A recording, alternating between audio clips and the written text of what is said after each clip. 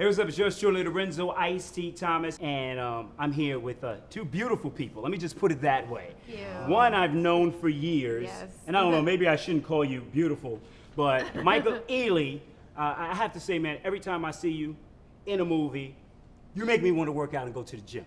My man. You know what I mean? Nice. Hey, man, Let's go hit it I right gotta know now. right now. I mean, we're gonna talk about Think Like a Man too, but tell me your workout regimen. What is it that you do? Because, you know, I mean, you look bigger than the last movie I saw you in. Really? Yeah, you actually look more buff, more defined.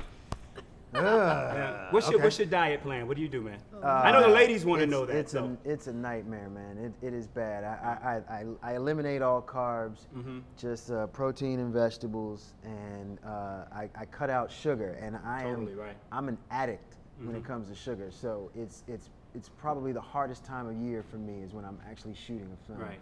Because I have to cut back on the sugar, cut it out actually. Now, Lala, we all know that the camera it adds like 10 pounds. Yes. But you looked great in the movie as well. You. What do you do? Thank you. Yeah, you know, I just try to close my mouth and not eat.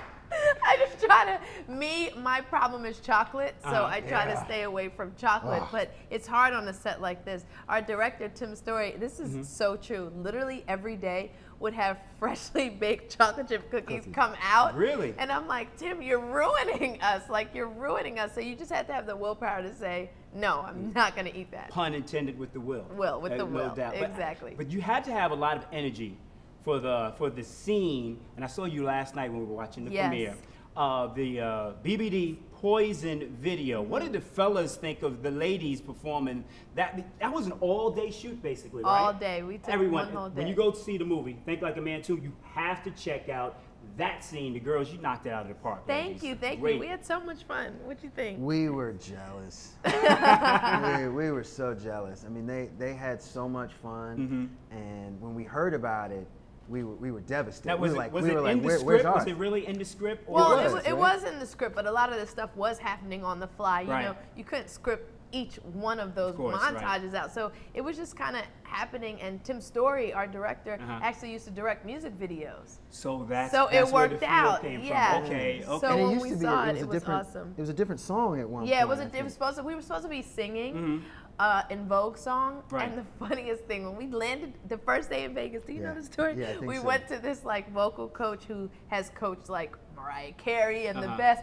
and he's like, okay, you're gonna sing, and he's taking it so seriously, and then after about 10 minutes, he's like, they don't really sing that good. Might not be the best song. Yeah, so basically, BBD Poison, which we all know is an R&B hip hop classic. I mean, whenever you hear that, we go buck wild in the club. You know what I mean? So that was the song that was basically, and Ronnie DeVoe was in it. He made his own cameo. I love that you saw that. I love that you saw that. I'm telling too much of the movie already. That was so awesome. And you know, he came to set, so we wanted to make him proud and do the song justice. Right. What I liked about the movie, and I've done a little acting myself, the movement, fast pace. You have so many different storylines that you have to tell. And when we spoke to Will, when we were outside, you know, the fact that he kept it moving so fast. You don't even have a chance to, it's so much going on, you don't even have a chance to inhale because you're laughing so much and so much is going on, but you're able still to get the entire story. True. What makes this one, I think it's better than the first one. Oh, thank you. My man. Thank you. I really do. Thank you. Why should people go see this movie?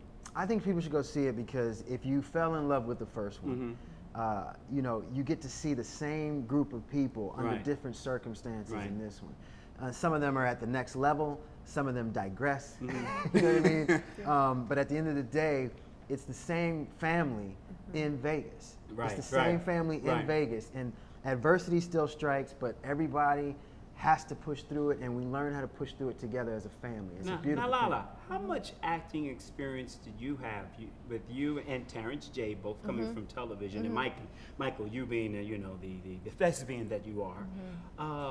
How did you feel working with maybe some people that may not have as much experience, and what was it like trying to learn on the fly, or get them familiar with let's say character development and things of that nature? Was that a challenge for you, or did they just is it so much ad-libbing, because we know that Kevin Hart is just just going in? How much of a challenge was that for you, Lala, and what was it like for you adapting?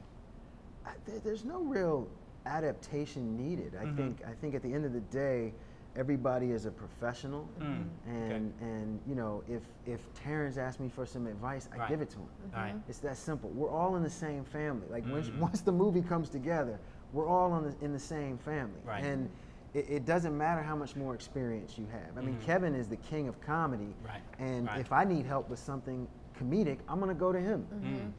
Exactly. And for me, yeah, I just took it all in, like to be in scenes with Taraji, who was nominated for an Oscar, who I admire, Gabrielle, I mean, Regina, Megan, all of them. You know, you just take it all in. But, you know, I was ready for the road ahead, and I'm glad, you know, I was able to be a part of such an amazing cast with so many actors that I've just looked up to for so long. So it was an honor.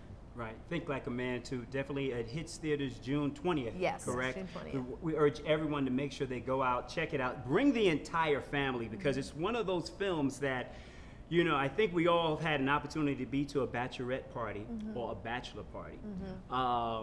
But to be able to bring it all together and have the couples, you know, working as one, what makes this one so similar to, because I'm watching this and it kind of reminded me of Tom Hanks' Bachelor Party.